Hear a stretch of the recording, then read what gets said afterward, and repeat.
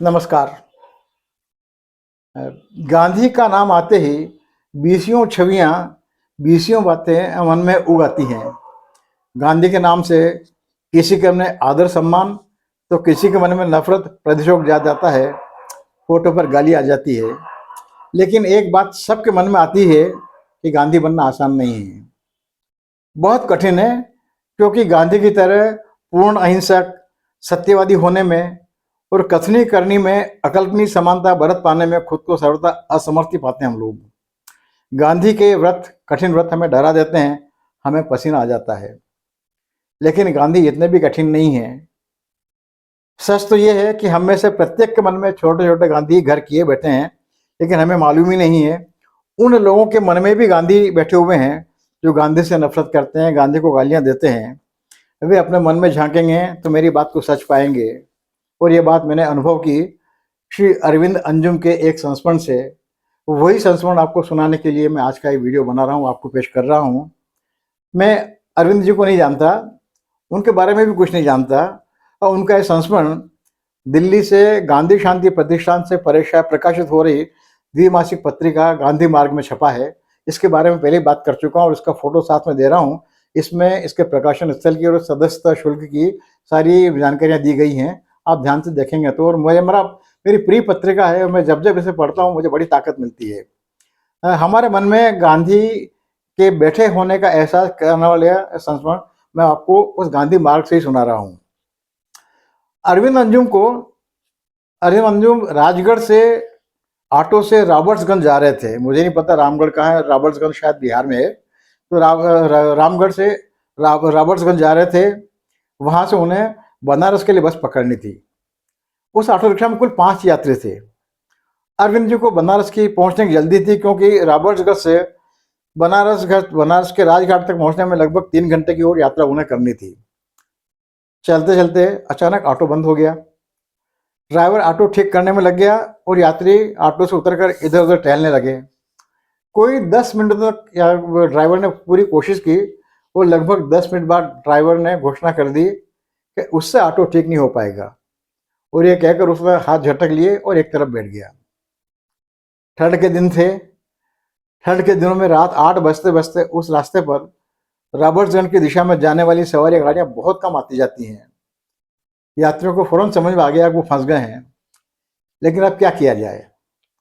परेशान हाल 5 यात्री खड़े खड़े एक दूसरे की शक्लें देख रहे थे कि ईश्वर कोई मदद भेजे। यात्री को समझ पाते उससे पहले शायद ईश्वरीय चमत्कार हुआ।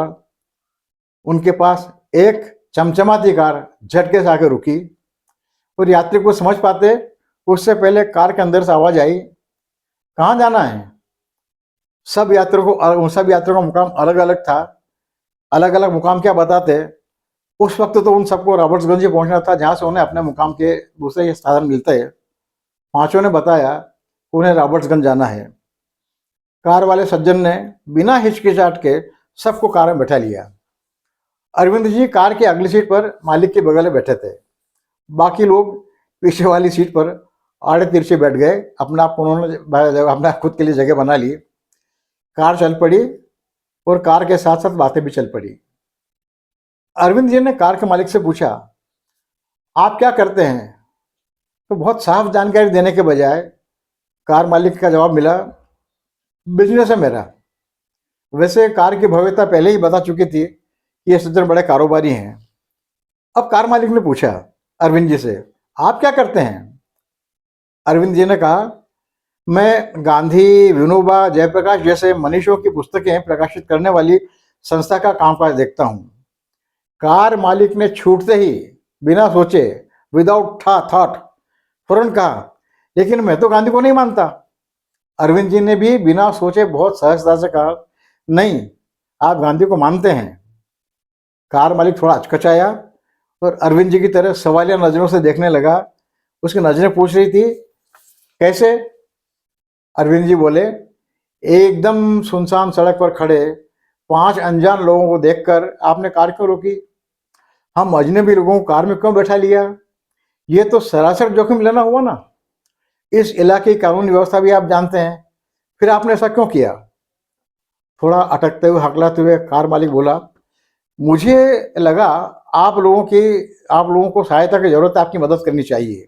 अरविंद जी बोले, दूसरों की जरूरत को महसूस करना और उनके कहे बिना उनकी मदद के लिए अपने हाथ बढ़ाना है, यही तो गांधी है।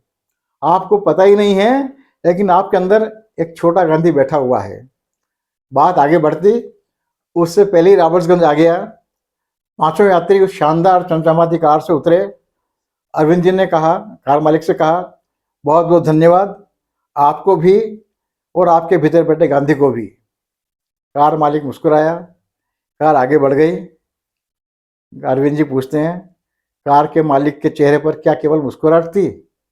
नहीं, मुस्कुराहट के साथ वहाँ गांधी भी थे, जो नजर नहीं आ रहे थे। वो नजर तो नहीं आ रहे थे, लेकिन गांधी वहाँ थे। उम्मीद है इस छोटी सी बात का पूरा पूरा बड़ा मतलब आप तक पहुंचा होगा। धन्यवाद। आपको अच्छा लगे तो गांधी मार्ग खरीदिएगा, पढ़िएगा, और जब आपको आत्मबल की आवश्यकता अनुभव होगी तब गांधी मार्ग आपकी सहायता करेगा, ऐसा आपको विश्वास होगा, और आप ये पत्रिका पढ़ के खुश होंगे। बहुत बहुत धन्यवाद। मेरा चैनल सब्सक्राइब करते रहिएगा, करवाते रहिएगा, और अपना कृपा प्रसाद सदैव की तरह मुझे उपलब्ध कराते रहिएगा। सदैव की तरह आपका कृपाकांक्षी मैं विष्णु बैरागी। धन्यवाद। नमस्कार।